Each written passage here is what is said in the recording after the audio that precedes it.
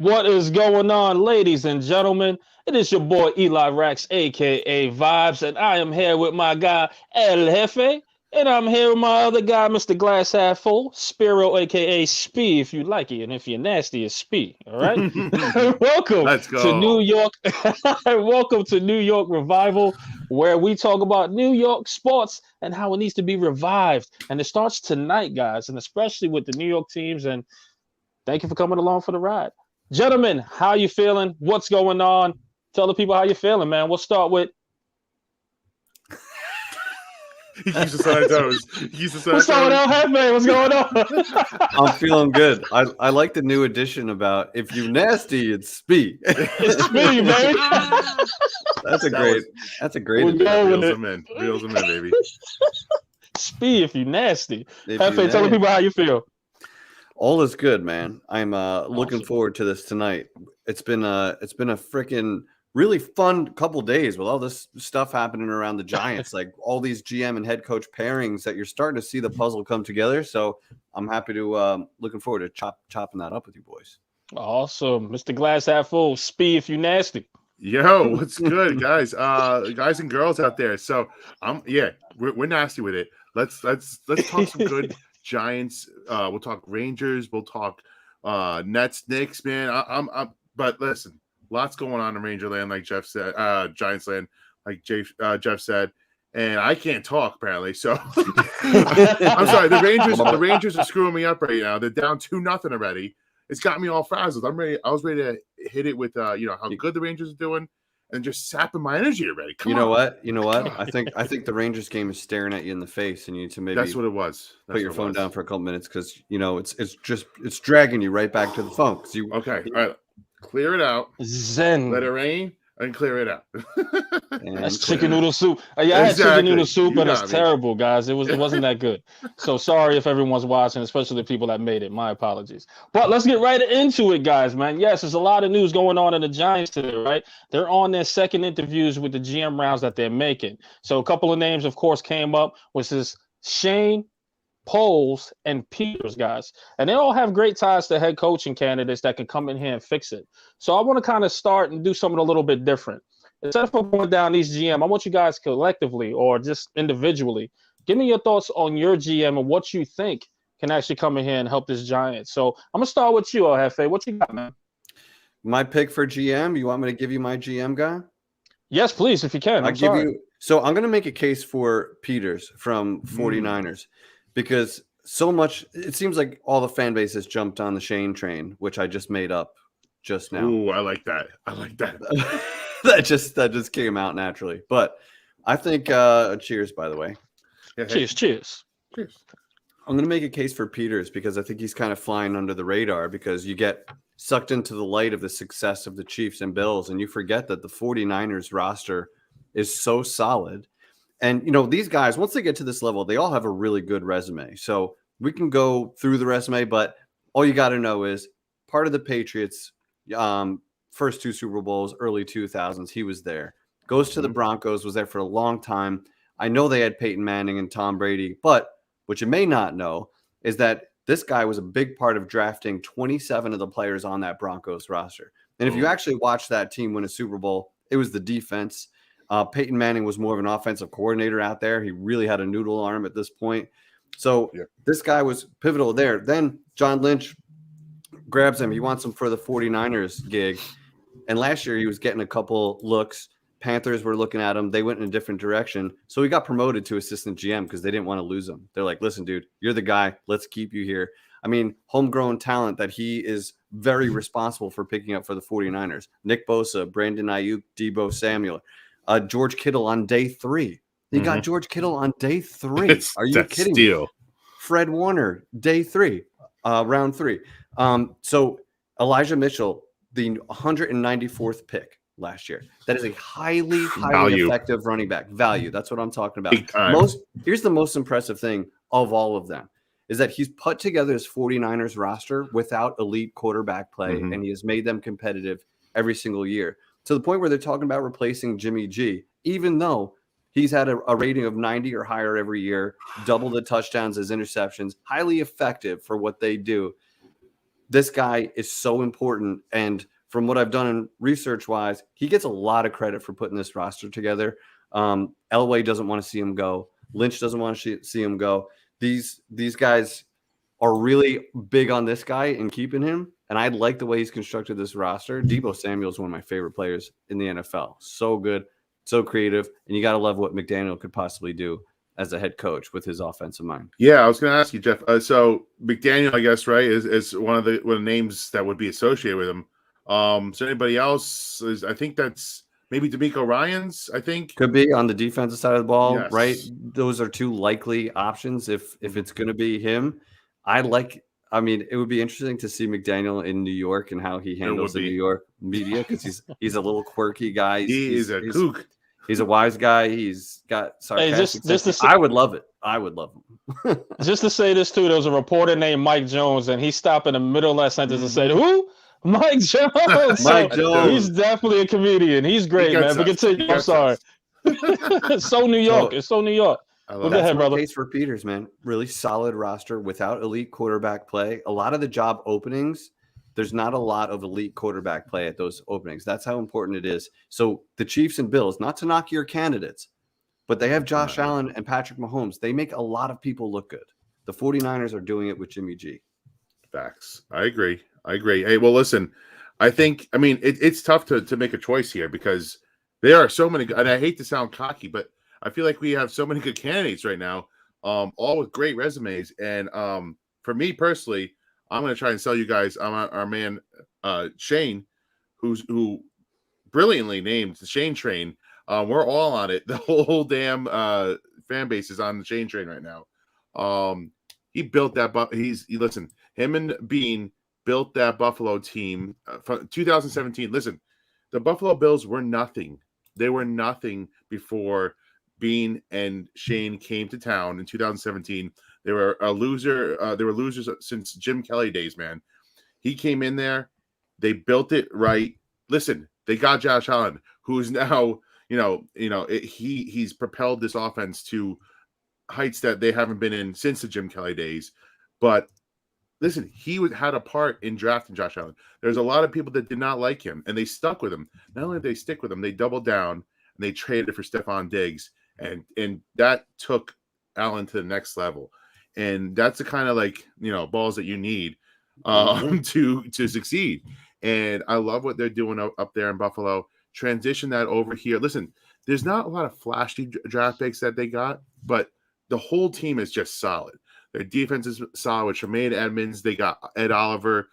They picked up, their kicker, Bass, Gabriel Davis, Zach Moss. These are all contributors to the team. Yep. And they've just drafted solidly over the last 4 or 5 years. And that's what we need. We need to start from scratch. And what happens is they're builders of a actual organization. They built that system from the bottom up, man. And that's what they need to come here and do. Shane's been used to doing it in Buffalo, and now he's going to come here, do the same thing, because we need a full house cleaning. It's got to start from the bottom. And I'm confident that a guy like him, a hard worker, he's done everything that you could do in the NFL. He's been in scouting, player personnel, assistant GM. He's all over the map, man. So it's things like that get me excited about Shane, who seems to be right now, I hate to say it, Jeff, but seems to be the leader in the clubhouse right now. Oh, the first Shane interview, both times. And listen, he brings along a possible potential offensive coordinator as your head coach in Brian Dable, who that's a little, it pushes him up a little bit right there, because Dable is a hot name right now. Where we most broke on offense. So you got Dable or Leslie, the defensive coordinator for the Bills, and but give me the combo of Shane and Dable. And the Rangers just scored a goal. It's 2-1. My vibes are all back up. You nasty. Speed back. Listen, Eli, tell us. We got one more guy in this whole trio right now. Who do you got? What Oh, do you got listen, there? I got to piggyback all you guys. I think this is great candidates that are coming in, and it's finally the change the Giants are making or seem like they're making now. They're going out their normal comfort zone of sticking to Giants guys, and I love the direction they're going in. So, Hell yeah. any of these guys you just named could be a great fit. But I want to go off a little bit off the rails, not off the rails, but I want to go with Ryan Poles, man. Another guy, another great candidate. The number 2 guy that was interviewed, number 2 guy that came in for an interview as well as for a second. Not only the guy was the next offensive lineman for Boston College, he blocked for Matt Ryan, right? Then he goes into the NFL, gets cut by the Bears. Then he goes, man, what do I do from here? So I go back to Boston College, and he becomes an assistant recruiter. But then he starts from there as far as recruiting talents for Boston College. Then he comes in here to the Kansas City Chiefs and becomes an assistant scout. I mean, how low level, like not low level, but that's really the entry beginner level as far as learning the roster and the office work of the NFL. And here he comes and he works his way up to executive director, player personnel. And here you go, and here you have it where he's the hottest name on the ticket. So not only you got Patrick Mahomes and that risky trade that they made, where it was definitely a great reward for both sides. We also brought in the rest of the talent that's there too that you see. So this guy isn't afraid of making trades. He ain't afraid of making whatever he got to do to make this roster better. This guy, Ryan Poles, man, and then he's a Super Bowl champion. So on top of that, you got a ring on your finger as well. So you look at him, he's very well poised, very well quiet, but this guy knows how to scout. This guy knows how to pick a player out of a lineup, especially from having connections with Boston College and that entry level as well. And now he's in charge of all scouts of bringing that information together to help the GM and to help Andy Reid to build that roster even better. This is a great pick for the Giants if they were to pick him up, because now you have that grunt work guy, that humble guy that just knows that failure is not an option. He tasted defeat when he got cut by the Bears, if you see the interview. He doesn't like that feeling. This guy loves to win. And that's what we need right now in this building. So Ryan Poles will be my guy, and that's the case I'm a plead. I feel you, man. And as far as a head coach coming in with him, you can talk to names like Eric Bieniemy, right? It's another hot name there, whether you like him or not, or whatever the case is, was personal issues. However, I would say this: he also has Brian Flores as another guy on his list as well. All 3 of the candidates that you guys name has Brian Flores on there as well. And another hot name of the Giants community that wants to come in as well. So again, guys, all 3 could be great for me. I have no problem with that. But just to make a case, Ryan Poles is the guy for me. And hey, listen, now, I don't even think they're done yet. They're not officially done. There are rumors going around from the beat reporters that they're talking about this is the finalist list right now, but they might not be done. We didn't learn about Peters until today. So they might, who knows? We might still have like a Ortiz situation from Baltimore where he comes in on Thursday and interviews for that. That would be sweet. Honestly, I have Ortiz, Shane, and Peters on my top level, and then Poles, right below. But again, I would be ecstatic with any of the 4 right now, and that's really the good news for us. And listen, I'm loving the process that the Giants are going through right now. They're not rushing anything. They're honestly taking their time with picking the right guy to make sure it is the right guy. So no fans shouldn't be upset by the process. And they're like, well, you got to hurry up because the head coaches are going. All the top head coaches are in the playoffs at this point. So we have to wait this out. Pick the right guy so he could pick the right head coach. The only person that's not playing is Flores at this point, which is another hot name, right? So I'm just loving this process. I'm loving this new Giants. And another report came out too is that they're really going to have the general manager build everything, like literally take a look at every single component. And they're really taking their foot off the gas here and just letting the guy run it. Letting him fail on his own. And you can't ask for anything more being a Giants fan. But El Jefe, what do you think about that too? I think there's some good comments coming in here, and Dale makes a good one, but I will give him a little pushback too. So acting like these are the actual GMs who built these teams, but these assistants, you have to remember that yes, the GM probably has the most say at the end. They have to run it by owners, and there's a lot of voices in the room. They all try to agree on one is the understanding of how it all works. So these GMs rely on these assistants, on these scouts to bring them. And if this guy makes their strongest case for a certain player, they will be heard. And they have to. I mean, I watched a Poles interview where he's talking about how it's been so cool to experience all these drafts and all these things, how he graded players. And one thing that they teach him to do, which I thought was really interesting, is write down every pick you would have made that was different. That way, year over year, you can see how your individual process lined up to what the team actually did. So he seemed confident in pretty much all the things that he did. So like, these are good candidates. There's risk also in all of them, because especially for the Chiefs and the Bills, you have such great quarterback play. And granted, they deserve the credit for drafting them and developing them. But I don't know if the Chiefs knew that they had the best quarterback on the planet sitting on their bench. I doubt he would have sat out his whole rookie year. They probably would have started playing him, right? I mean, he just got a contract for $500 million. I don't think they realized he was that good while he had him on his bench. Like, if you look at what Andy Reid was in Philly when he had mediocre quarterback play with Donovan McNabb, he was a good coach, never a great one. They parted ways. He goes to Kansas City. They're great. They made it to the playoffs with Alex Smith. They couldn't get any further. Once you have that quarterback, it can all come together. And the Chiefs and the Bills were able to do that. So there's risk in hiring anyone just because they're associated with that, because the right quarterback changes everything. You need the solid roster. But that's the situation the Giants are in, and the next GM is going to have to find the guy or somehow turn Daniel Jones into him. Well, and listen, sorry, go ahead. Go speak. All right. Well, I was going to say, so this is not an exact science here. We don't know exactly what each guy does here. We don't know even within our own Giants organization what each guy does. But we're taking educated guesses with what we've heard and from people in the know. And it's almost like politics. You're picking a president. I don't know I don't know about you guys, but I don't know exactly how each president's going to turn out when I'm voting for him. But you just go with what you're. I like the way this guy acts. I like the way he works. I like some of the thoughts that he has. Perfect. And where his background is. So if we're making educated guesses on who we like here.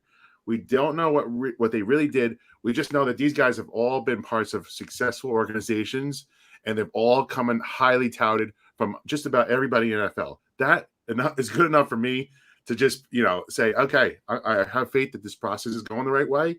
And I'm going to pick my guy, and Eli has his guy, and Hefe's got his guy. But we all our guys, we're going to be perfectly okay with, I think, right now. So that's the good thing right here. I agree. And also to piggyback off that too, let's break it down simply even further. Like, everyone has an assistant at work, right? Where the assistant has a potential to come in the boss, the guy. Right. So again, the assistant's learning from the boss, but when he's on fire and he gets that opportunity of running things, he's going to either pass or fail. Right. So you got to give him that opportunity to see that he does all the right things, says all the right, does all the work too. Exactly. And GM just takes the credit for the good job. Exactly. And that's the regular world we live in, where the assistant gets pounded on, comes up with all the ideas, and the big guy takes the credit. Then it follows on to the same part, assistant that's next in line as well. So guys, yes, they're doing all the right things. Saying we don't know who they picked or had on that list. We don't know that. We just know that they had a hand in it.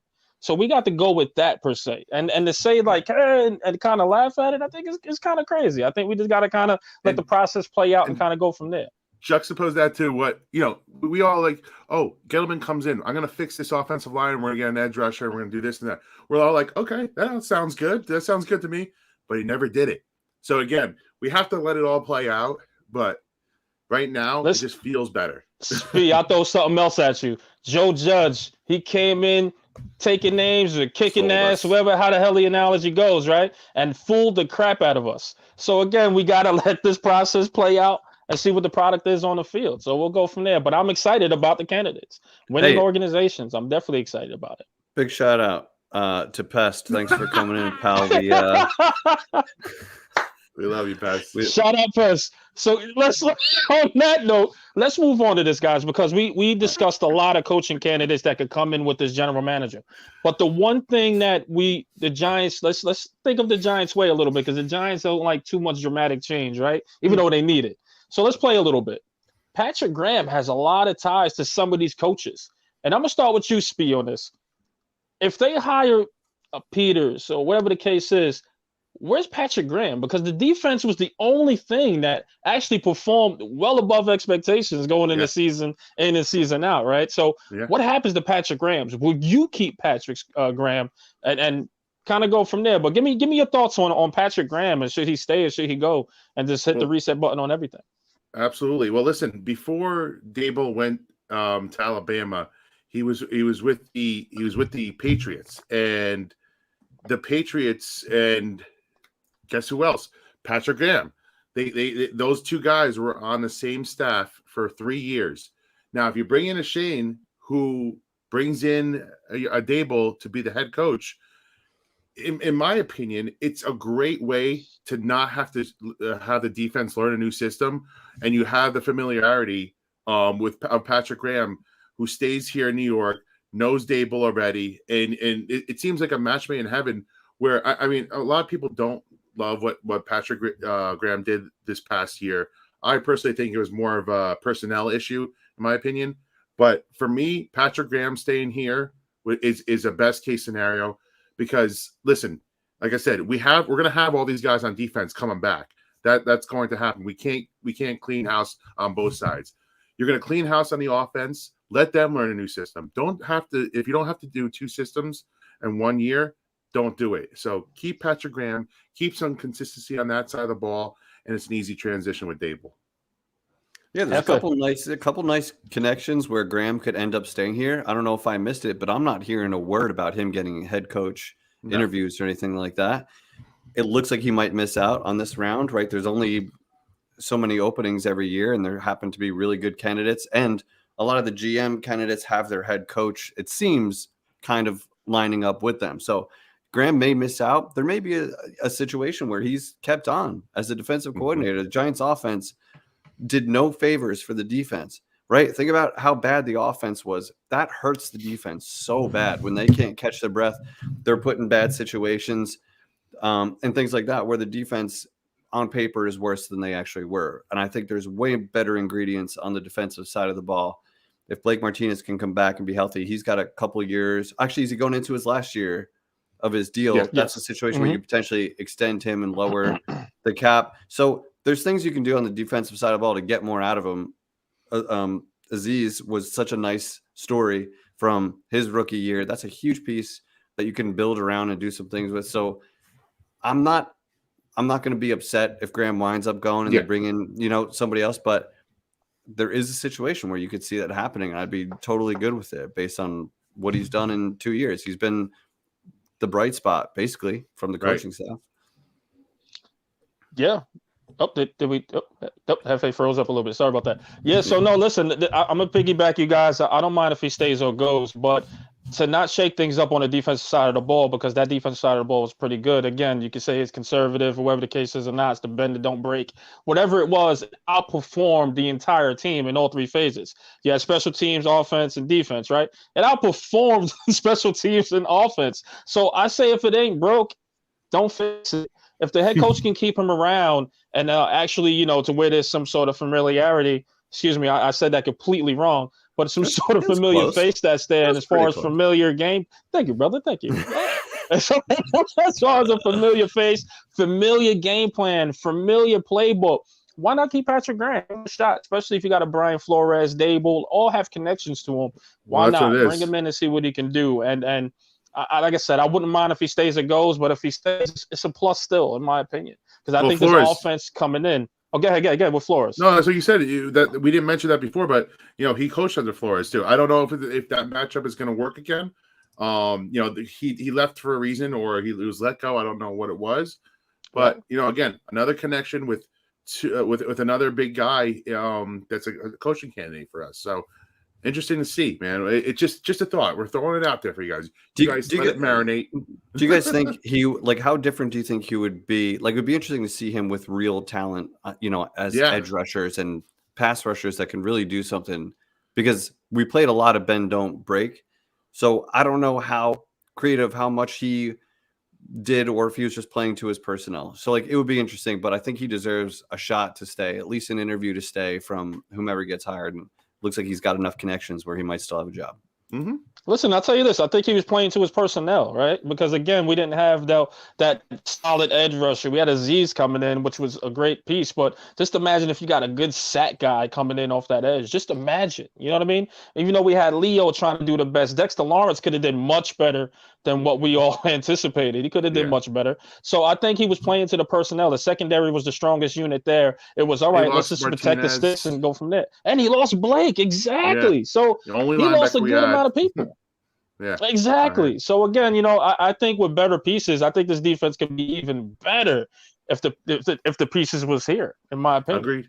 They seem like a tighter group too. Yeah, I agree. The offense, they don't give a shit about each other. Flush that whole I agree. Dude. Flush it. Flush it. But guys, I want to do one thing here because there's another thing that came out before this show started, and the Giants put in a request for an interview for Dallas Cowboys defensive coordinator Dan Quinn. They did what? They put in that request to interview from head coach, and Twitter erupted. Twitter erupted because people are like, "How the hell you go for a head coach and the GM's not announced? I am pissed off. I'm walking out." But I don't think it's the end of the world. So, guys, what do you think? And I'm going to calm down, people. And I'm going to start with El Jefe because I need to laugh here. So, El Jefe, what you got, man? What do you think of Dan Quinn? What do you think this? Right? Yeah, right. No, it's on you, baby. Well, the worst thing on his resume is that he's coming from the Cowboys, right? Like, you don't want a retread. You don't want a Cowboys coach again, like. That's not good. You don't want to see a guy that was trying to kill the Giants come over to the Giants. Like, we despise the Cowboys. It's disgusting. He gets a bad rep for the letting up the huge lead in the Super Bowl, but he led his team to the Super Bowl. And of all the head coach candidates, I'm not seeing Jim Harbaugh as any kind of realistic solution. He is the guy with the most experience. So if you want the Giants to not whiff on a potential coordinator that's got a chance to be a good coach, or a guy that actually has a lot of experience as a head coach, coached in a Super Bowl, that's the upside for Dan Quinn. The guy can coach the defense. So it's going to come down to who is that offensive coordinator and where is he coming from? Because all the good offensive coordinators are getting head coaching nods now. So where is this offensive coordinator coming from? That'll be really interesting. I don't love it, don't want it, but his experience makes him at least worth looking at. I agree. Speak. Yeah, no, listen, I'm a little biased because, again, like I said, Morristown, New Jersey, so I'm rooting for Dan Quinn. But listen, I'm sorry. Wait, hold on a second. I thought Jefe had like the Hugh Hefner robe on the entire time. I was like, man, what is this robe? What is this Hugh Hefner robe he had on? But no, it was just a Bel Air sweater. It was the Bel Air sweater on him. Sweating my tits off over here, bro. My man had the Carlton Banks sweater on, looking like from Prep Academy. Like, yo. I'm sorry, guys. This is the show. It's great. It's awesome. But speak, go right ahead, brother. I'm sorry. Yeah, this is us, baby. I'm sorry. Now that we're back, that we have Jet back, free of his sweaty ass sweater. No, listen. Facts.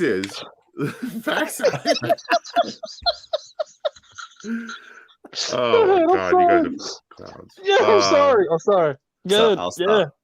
Listen, let me break it down for you here. What everybody needs to do is chill out because it's just a request for an interview. They're doing their due diligence here. If we laughed, listen, if we were happy about how they cast their wide net for the GM search, they're doing the same thing at the head coach search here. Why not, like Jeff said, why not interview one of the most decorated candidates that's out there right now? He was 28-3 lead away from being a Super Bowl winning head coach, and then we're having a whole new discussion here about how successful he is. So, listen, he's not my first choice. He's not my second choice or third choice. But to not interview a guy like Dan Quinn is kind of stupid because if you like Brian Flores, he's more decorated than Brian Flores. He's won more games in this league than Brian Flores. Mm-hmm. So just give the guy a chance. See who his OC is going to be, his offensive coordinator, because that's, again, these defensive guys, it all matters who their offensive coordinator is. He picked Kyle Shanahan by the way. So he's got a pretty good eye for an offensive coordinator talent. So listen, give him a shot, see who he has in mind, and then if your head coach doesn't like him, move on. But this is a formality here. We requested to interview. We should see who our GM is by the end of this week, and then that GM is going to be in an interview room interviewing this guy. So, like, calm down, people. Calm down. Yeah, guys, relax. We're trying Take to it easy. Take it easy.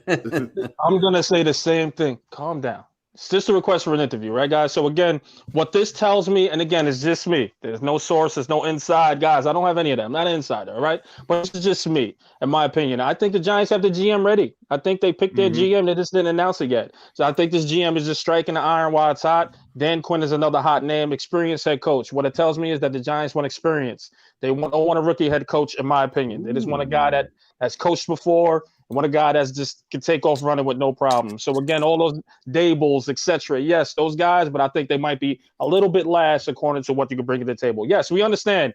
Dan Quinn is one game above 500. I get it, but he definitely took his team to the Super Bowl, so that counts for something, right? So again, he's an experienced head coach, and look at Dallas's defense. They've been pretty damn solid. It was the most garbage unit the past few years, especially under the previous guy, in which he remained nameless because we don't like him. The defense was terrible. And here we are, the Dallas, we're talking about the rookie of the year, Diggs coming out of nowhere and having a superstar freaking career beginning of the year. So, guys, Dan Quinn's going to come in, experienced head coach, definitely knows, how to pick offensive coordinators. We got to give him a shot, right? It's just an interview process. We got to trust the process. I am comfortable with not poo-pooing on the Giants no longer because they're doing things outside their comfort zone. They're going above and beyond to fix it. Let them fix it. Relax. It's okay. And if we're riled up. You have to look at it as if he wasn't coming from the Cowboys. Right.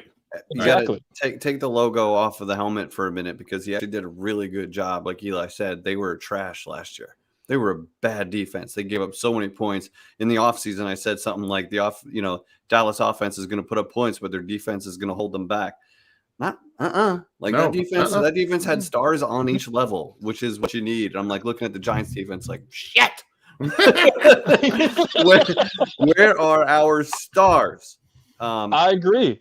And listen, and to throw something else in there too, you're looking at Brian Flores, and he's I think 3 games under 500 or 2 games under 500. So again, guys want all of this here, and it just doesn't Dan Quinn is a little bit above notch as far as a Brian Flores. So just give it time. You're absolutely right. But go ahead, El Jefe. I'm sorry, brother.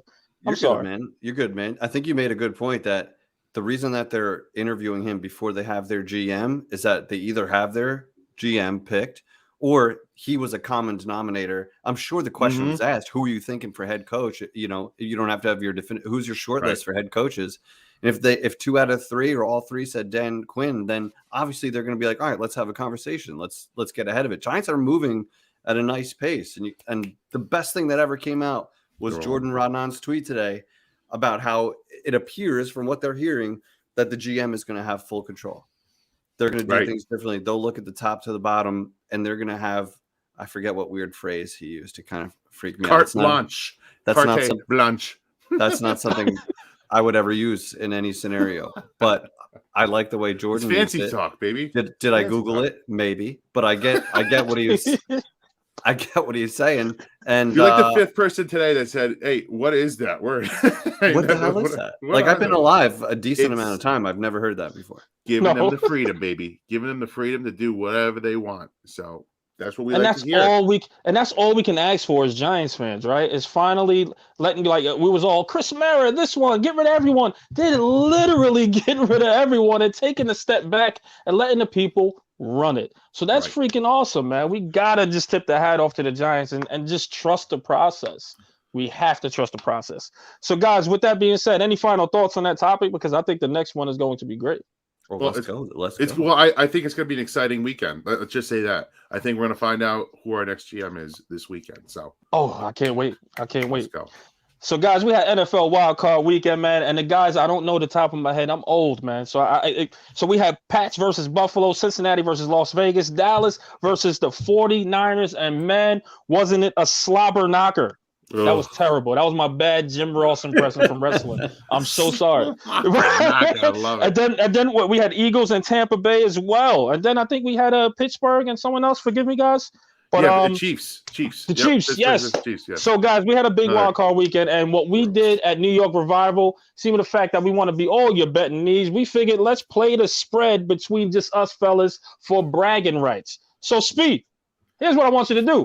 Please give the people what's the record, what's going on, how do we do on the spread, man? Well, break it to us live. Let's just say that I hope you didn't follow our picks this week because it was a rough one for all of us. Your boy, Mr. Glass Half Full, finished 2-4. It's not what you like to see.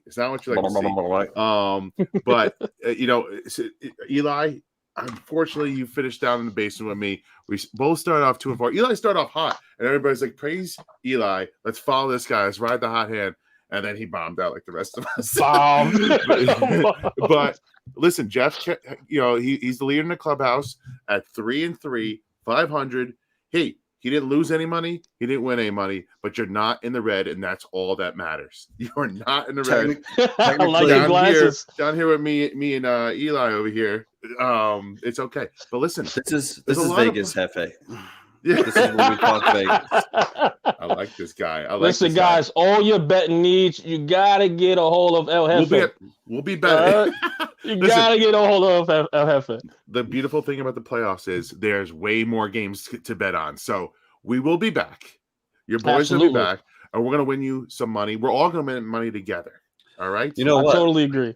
I technically did lose money because I bet my units. All 6 units. I went 3-3, but I bet all 6 in a parlay, and I lost $20 American dollars. Hey, listen, it's all that right. hurts me. That hurts me. But guys, there's a couple things I want to throw out there, and it's a little bit off topic here. But I want 2 games I want to go through, and that's the Cincinnati versus Las Vegas. And the reason why I'm choosing Cincinnati versus Las Vegas because we've seen awesome quarterback play from both teams and more of Joe Burrow. Can we just talk about the excellence of Joe Burrow and how important the quarterback position is? And the reason why I'm touching on that, because of course in Giants land and in New York land is Daniel Jones, right? We don't know if he's the guy. But I think after watching Joe Burrow, I think we can honestly say we might need a new quarterback. But I want to say, guys, what are your thoughts, especially looking at Joe Burrow, looking at Derek Carr? What do you guys think about that, man? What do you guys think as far as not comparing them to Daniel Jones, but are the New York Giants in trouble at the quarterback position after you're looking at such a beautiful play at quarterback? And I'm going to start with you, El Jefe. I think it shows how quickly a team can actually turn around when you find the right quarterback is one. He also has 3 very, very good receivers. I love their receivers. Like Tyler Boyd is their 3rd option, and that dude is good. He's really good. So I love their wide receivers. I thought it was one of the more ballsy things in the draft last year. It's one of the moves that really stand out to me is they passed on any tackle that they could have had, even though they had a bad O-line, to go get Jamar Chase and link him up with Joe Burrow again. And not only was it the right thing to do, it lit their team on fire. Jamar Chase, unbelievable. The connection they have was clear. Higgins I'm like a big fan of Higgins, mostly for fantasy purposes, and that's what I know about him.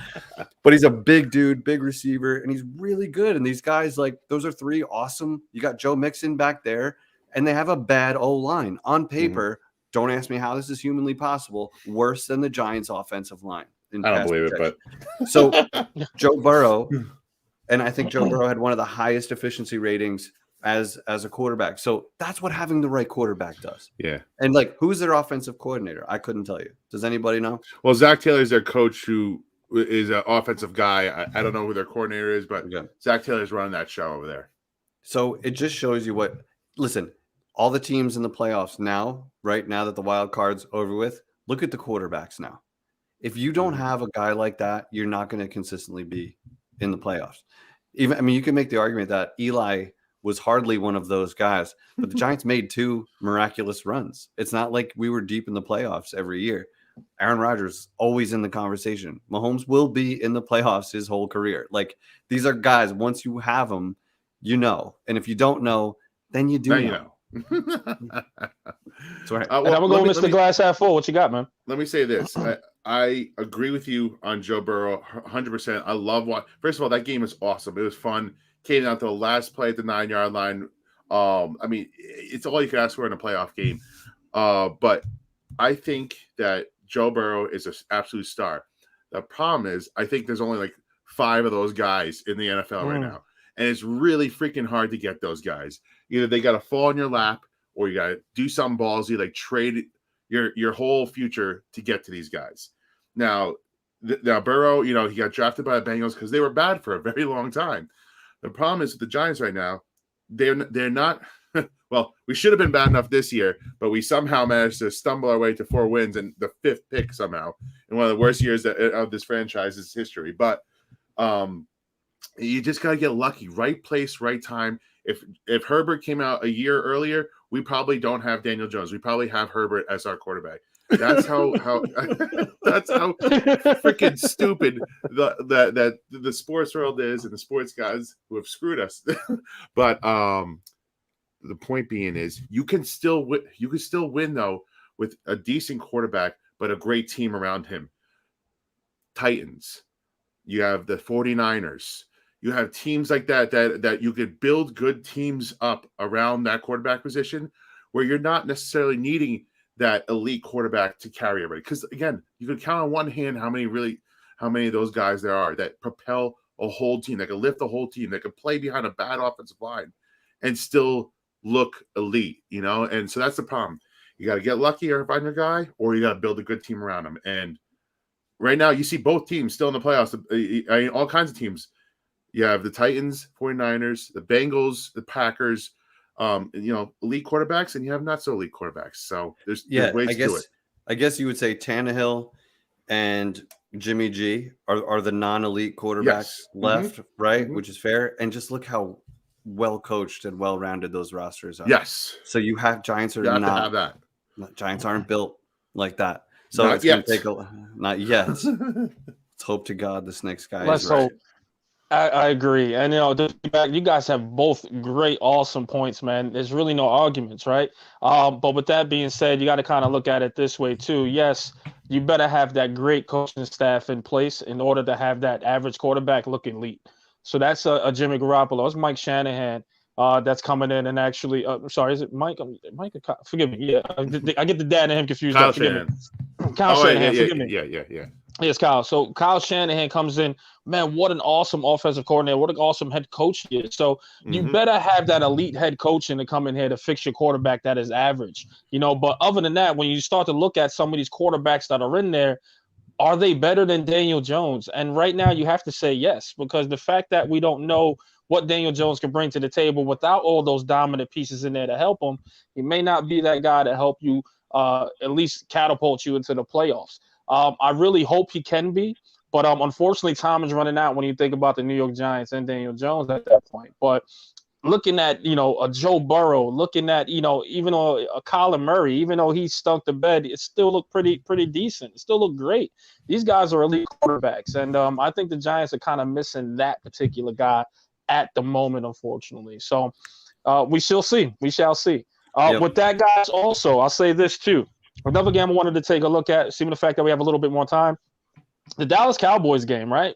What a crap show. Every year, I'm like drinking everyone's tears. Did you see all the pictures, the memes, and everything from Dallas Cowboys fans? And boy, I enjoyed every minute of it. They were so pissed off. There was bottles being thrown from the stands at the referees because they thought they thought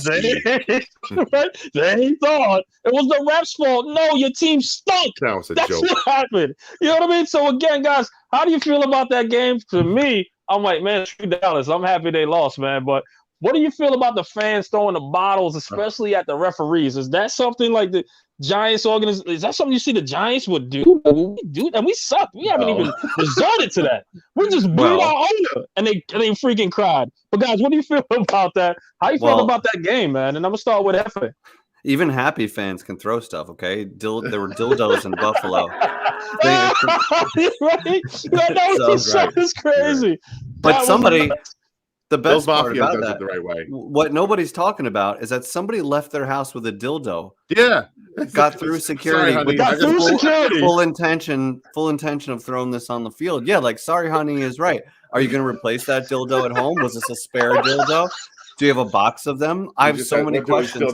So many questions on why that was thrown. Like, how did it get past security? Like, the security go, "Oh, dildo, all right, you good." He had an inside guy. It's He just had what an inside happened. guy. He's like, listen, I need to sneak this in. Where do you want me to put it? All right.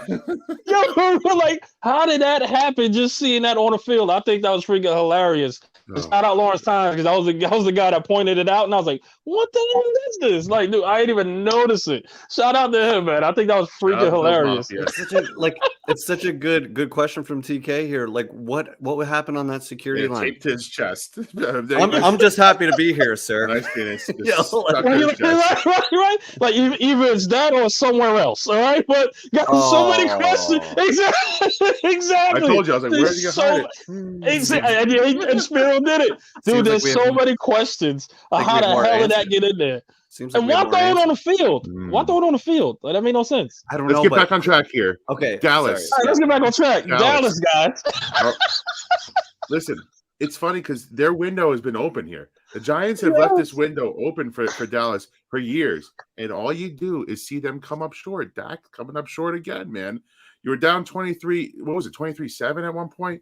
The game was out of reach, and then San Francisco took their foot off the pedal, but they were dominating that game, man. And San Francisco lost their best defensive end and best linebacker in that game. They still won. I gotta say, listen, it was a good day for the New York Giants. Good weekend for the New York Giants.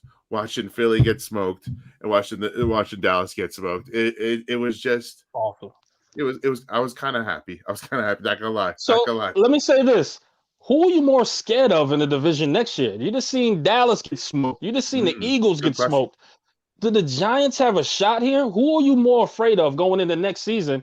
Being a Giants fan at this point, and I'm gonna start with you, Speed. I'm also continue that. Well, I gotta be honest. I think Dallas is who they. I think they are who they are at this point. Like, they're not changing their quarterback. They're not changing their running back. They're not. Their wide receivers are locked up. The defense, you could add some talent to the defense. But to me, it was smoke and mirrors on defense. Diggs was either getting interceptions or getting burnt. Like, he's not having a good year aside from his interceptions. Turnover rate is something that's hard to duplicate. And he's not going to go and have 11 interceptions next year or 10 interceptions, whatever he had. But so I think personally, Dallas is who they are. They are not going. Who knows if they're going to have a new head coach next year? If they don't, that's good for the Giants because McCarthy stinks. They're going to have a new defensive coordinator. Quinn looks like he's on his way out. We don't even know if their highly touted Kellen Moore is even a good offensive coordinator anymore because their offense kind of fell by the wayside when it mattered the most. So Dallas is who they're going to be tough, but they're not world beaters. Eagles, they can build into something, but they have a quarterback who can't throw the ball. So how scared could we possibly be? Listen, their offensive line is still a juggernaut, and their defensive line's okay. But again, am I scared about the Eagles, who we already beat one time this year? One of our 4 wins in an ugly matchup? No, I'm not too worried about the Eagles. I would say of all the teams, maybe Washington, if they get an actual quarterback, is the team I might be scared about most. All respect to the Eagles fans. You are building something. You can keep building. I just think Jalen Hurts doesn't scare anybody. That's my brother. Well, this is a good time to get your shit together as a Giants team because looking around the division, Spiro made the right points. As long as Dallas has McCarthy, which they committed to him next year already, by the way, things could change, but they did commit to him. They might lose both coordinators, right? So they're going to have to regroup, but they do have so much talent on that roster that they're going to win enough games to be in the conversation for the division for at least a couple more years. Philly has 3 first-round picks next year. They're only getting better, but they have a quarterback that cannot throw when it matters. So I think their ceiling is capped, but they're going to win enough games to do that. Washington is a quarterback away. So at best, they're getting, as long as they don't get one of the stud free agents, right? As long as Russell Wilson, Aaron Rodgers don't go to Washington. Worry about Carr to Washington. Carr can make them pretty serious. He might be right with Washington. And when you first asked me, it was, well, it's obviously not Washington, but the more you think about it, the division Chase Young could coming be back. The division could go back to having really good parity where, I mean, you don't have repeat Good parity? winners. It's going to be parity. We don't know Parity. how good it's going to be yet. Did I say good? Did I say good? I meant strong parity. Just solid parity. Just solid. Anybody want the division? Anybody want to take it? That's what it is. It could be one of those. Yeah. Eli, what's your thoughts, man? Like, who worries you most?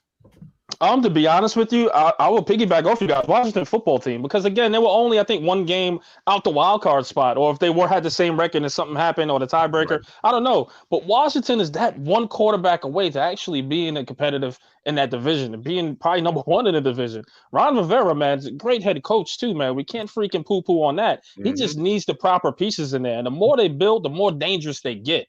So I would say Washington football team. Dallas is always smoke and mirrors, right? We know Dallas always starts off hot, then they'll crap the bed later on in the middle of the season to where either they'll get a wild card, and then here comes another team knocking them out the first round anyway. So I'm not really worried about Dallas. Play your game, no problem. If you want to win a division, no problem. Give me the wild card spot.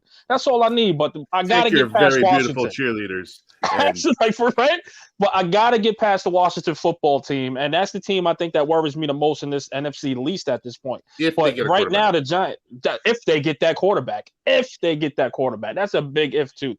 But I'll tell you, the Giants got to get it together now. Otherwise, they're screwed, man. They're screwed. So I'll tell you this, man. The fact that we are New York Revival, we spoke everything about the NFL. We spoke about the Giants and etc. But what's going on with these red-hot Rangers? Rangers are becoming in, man. I don't know if they're actually losing or winning now because we're actually watching the game live, according to Spiro. 3-2. But, guys, they are red-hot. Spiro, give us an update of what's going on with the Rangers here. Hey, man, I got to be honest. The Rangers did what we wished that the Giants did couple of years ago. They wrote a letter to fans and said, we are rebuilding, stick with us. It's going to be a long process, and we are seeing the fruits of that labor a couple of years down the road, but the fans are patient because they knew it was a rebuild. We have the young talent now. The young talent is starting to come to fruition. All the defense, the blue liners are just fantastic. The offense, the young guys are coming through. Our goalie, we went from Lundqvist to Shesterkin, it's the greatest transition of all time right now. Beast. Losing. But even the most optimistic Ranger fan could not have seen what they've been doing right now. They are in first place in the Metro Division, which is one of the best divisions in all of hockey right now. It's unbelievable what they're doing. Their coach Gallant has got these guys playing good hockey. Panarin's doing Panarin things. We got Chris Kreider, who's doing things that we all wanted him to do for like 8 years now, and he's now finally put it together at age, 28, 29? Didn't see this one coming, 30, whatever he is. It's just they have the toughness now. They have the young guys playing great hockey. They're playing amazing.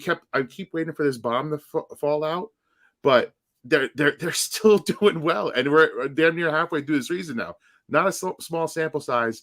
Let's go Rangers. It's going to be a fun year at the Garden for at least one team in the Garden. I don't know about our Knicks. Hey, can you Eli, Jeff, fill us in on what the Knicks are doing here, because I know it's going to be a good summer for us, but what about the Knicks? What's going on, man? Listen, whatever Jeff did. I think Jeff's face said it all. Exactly. I'll say this, man. The Knicks isn't exactly what we thought, right? Because they wanted the playoffs, etc. So we expected big things. Bing bong, right? Bing bong. Now it's more like stress. You know what I mean? So Julius Randle is, most improved player, is not exactly the same guy as he came in this year. The Knicks are missing that point guard. I think they're missing that facilitator to actually get the team set up, get them involved. Yes, Rowe's supposed to be that guy, whatever the case is, coming off the bench, but he just isn't it. Like, they just need that. He's old. They need that bona fide guy. Kemba, it's just not it. You know what I mean? So, again, I just think they're missing that bona fide guy to kind of set up that defense, because just to put it all on Julius Randle, which is having I don't know what happened, very down year at this point, just isn't the guy. And I understand you did the whole thumbs down thing. I hate to go into that, but, man, you guys are terrible. Lindor? Exactly. Like, you guys are terrible. You guys, you win a couple games and you lose a couple games. So there's no consistency within that Knicks organization. And as much as you can coach these guys up, which, an incredible job to the head coach last year, it just hasn't translated this year. There's just not enough pieces, man. And no. I don't know. I really don't know. But go ahead, F.A. What you got? They don't have a closer. And Yeah. No. in these closed games, and when you get to the playoffs, you need your closer. You got to know where the ball's going. And Randall is not it. Every time he's in isolation, I'm like, nope, I don't like it. You know, like he had such a good regular season last year. He got most improved player last year. And I know he works hard, but like he's just not it. You can't have him be the focus. He can't be your number one option on offense. I don't know if I've ever seen him make a three in isolation. Where, like, you know, like where you, at least with Melo, He does a whole lot of dribbling. That's it. like Melo had a chance to drain it every time he pulled up. And like Melo had his faults and just complete liability on defense and stuff like that. But the guy could score. And the guy was deadly. Yes. The Knicks have their runs and they look good here and there, but Randall's missing key free throws down the stretch. He's not good in isolation. He's not scaring anybody. The Knicks are a few pieces away. They're not going anywhere this year. The Nets have a much better chance with star power. I know Durant's going to be missing some time, but at least they have to start. Like if James Harden is like, oh well, Harden might have to carry us. Like the Knicks don't have half a Harden. Okay, they don't have a guy with that kind of scoring potential. So, what do you like about the Nets? How far do you think they can go, Spee? Yeah, I mean, listen, Durant's going to miss 4 to 6 weeks with a sprained MCL. You know what? Whatever. Rest him up and let him be good to go come playoff time. Because it's a while, but they're in first place. They have a lot of time, a lot of cushion built up. And like you said, all we have to do is fall back now to James Harden. And we have Kyrie Irving for half the games at least, because we won't even broach the subject, but we all know why. If you've not lived under a rock all year, and then you got Blake Griffin, you got freaking LaMarcus Aldridge. They have all this talent there. Patty Mills, their rookies are playing well. Cam Thomas. It's just the Nets are a well drafted team with solid big men. And listen, you can go anywhere when the game's online. Exact opposite of the Knicks. You can go to Durant. You can go to Kyrie Irving. You can go to Harden. These guys have all been there before. So not worried about the Nets. They're on cruise control. You might fall back to second or third place. They're going to, once Durant's back, they'll be fine again. And they're going to be finals contenders. Health, barring health, and the whole freaking Kyrie situation where I don't know. They got to figure that out if they want to take that next step. But for the most part, half of New York basketball is doing well. We got hockey. The Mets and Yanks are on ice for a little bit, but at least we got some good vibes. I got to say something about the Rangers again real quick. Yeah, hit me up. Because hockey is not nearly as popular as some of these other sports, but if you've been on the fence or considering getting into hockey, first of all, if you're deciding between Rangers or Devils, we'll just decide for you. It's Rangers. Very easy decision. Or the bandwagon, baby. Cheers to that. This team, playoff hockey is so exciting. Mm-hmm. It is such a different element. So if you've been on the fence, casual fan, get into the Rangers now because they're very young and they are going to be good for a lot of years. And they're getting good production out of their stars and their highest paid players, which is what is making them a healthy, strong team right now. Like when a guy like Kreider is putting up production the way he is, it trickles down to everybody else. That's your leader, and he's putting up every single night. And they're dangerous, and they love each other. They play for each other. Like I'm telling you, they're a very fun team, and they're at the top of the NHL right now. So get into it now. Start watching before it's too late. Learn how before that bandwagon pulls off, man. Pull it off, baby. Learn how to pronounce their names. That'll make you sound smart. Zibanejad. Shesterkin. Do that again. Igor Shesterkin. But I'm trying to work you guys through this. Capo. That's like when you click on their name in Google and you learn how to pronounce it. Paco. Spiros, you could have another career, man, doing voiceovers for Google. I think so. For Google, I'm doing the work for the people so they don't look stupid in front of their friends when they're talking Rangers hockey here. But we got to say the names right. You could argue the most important position is goaltender, and I don't know how the Rangers just consistently draft and replace goaltenders with such high talent, such like high ceiling goaltenders and nothing, dude. It's unfortunate that Henrik never got a trophy because the guy, when you're at the Garden and the place starts going, Henry in a big game and he makes those saves, dude, vibes. your blood goes crazy, dude. Hockey, playoff hockey is so fun, and I'm so happy the Rangers are back. We got to go to a game, Jeff. Or Eli. Eli, join us at a game. Yes. We all got to go. I'm there. I'm there. Ourselves Just want to a let you night. know I am there. Oh, So, God. guys, with that being said, the show must come to a close. And of course, we want to give a shout out to our sponsors, which is us. All right. This week it is New York Revival. And guess what? It is also, you know what, Jefe, I think a news reporter sponsored the show this week from White Jersey, Blue Jersey. Can we get that? What that news report, that newspaper that sponsored us this week? What was the name of it? Yeah, it's Ernie McCracken from the Sackler Sun Sunday Tribune. That's who sponsored New York Revival for this week. But guys, if you want any promotion, do you want to be our sponsors? No problem. You can DM any one of us, or you can do the nyrevival@gmail.com. Again, the nyrevival@gmail.com. We will display what you have going on right here before the show and after the show. Why not? Let us know. Small donation. We'll make it happen. But I am Eli Rax, a.k.a. Vibes, and I am here with my guy, El Jefe. And I am here with my other guy, Mr. Glass Half Full Spiro, a.k.a. Spee, if you nasty. All right? And this is New York Revival. Thank you so much for spending time with us. See you guys next week.